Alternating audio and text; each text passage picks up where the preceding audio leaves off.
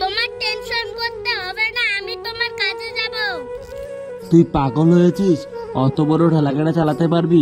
তুই তোর পড়াশোনা কর, আমি তোর টাকার ব্যবস্থা একভাবে না করে করবই। যা এখন বই পড়। বাবাকে বললে বাবা আমাকে কোনোদিনও কাজে যেতে দেবে না।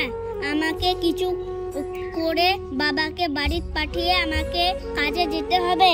ঠিক আছে বাবা, আমি যাব না, তুমি ঘরে যাও, ঘরে গিয়ে শুয়ে থাকো, আমি একটু ঘুরে আসি।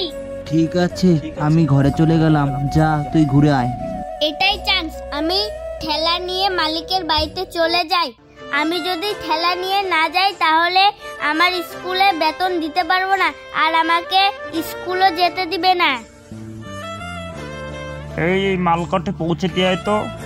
ভ্যানে তুলে দাও, পৌঁছে দিচ্ছি।